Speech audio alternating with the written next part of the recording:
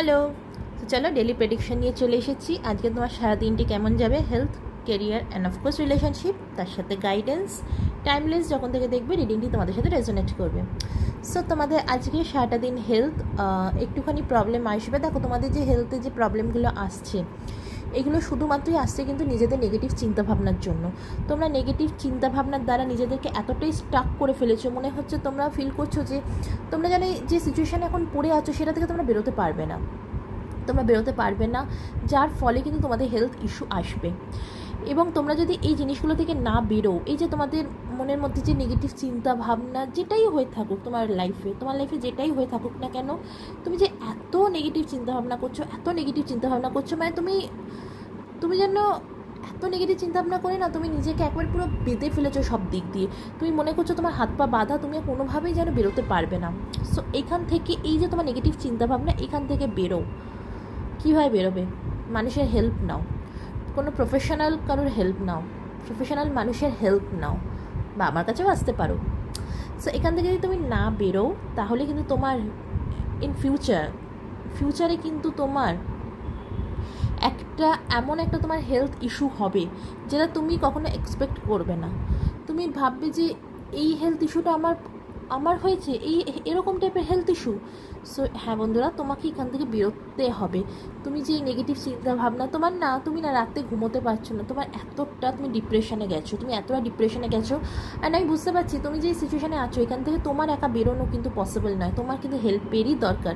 সেটা energy Hilaire, and তোমার এই হেল্প কিন্তু সবথেকে ভালো এনার্জি হিলিংই তোমার একমাত্র রেমেডি, যেখান থেকে তুমি এখান থেকে খুব ইজিলি বেরিয়ে আসতে পারবে। কেরিয়ার ওয়াইজ তোমার কিন্তু আজ সারাটা দিন পারফেক্ট থাকবে, খুব সুন্দর থাকবে। তুমি অ্যাচিভ করছো তোমার লাইফের গোল অ্যাচিভ করতে চলেছো। তোমার কেরিয়ার সংক্রান্ত রিলেটেড তুমি বাইরে যেতে পারো। ওকে, তোমার হয়তো কাজের সূত্রে তুমি বাইরে যেতেই পারো, কোনো কাজের সূত্রে তুমি বাইরে যেতে পারো। তোমরা প্রমোশনের জন্য ওয়েট করছো, তোমাদের প্রমোশন হয়ে যাবে। তোমাদের যাদের স্যালারি এখন অবধি পাওনি, তোমরা স্যালারিও কিন্তু খুব শীঘ্রই পেতে চলেছো। সো কেরিয়ার ওয়াইজ তোমাদের কিন্তু কোনো রকম ইস্যু থাকছে না।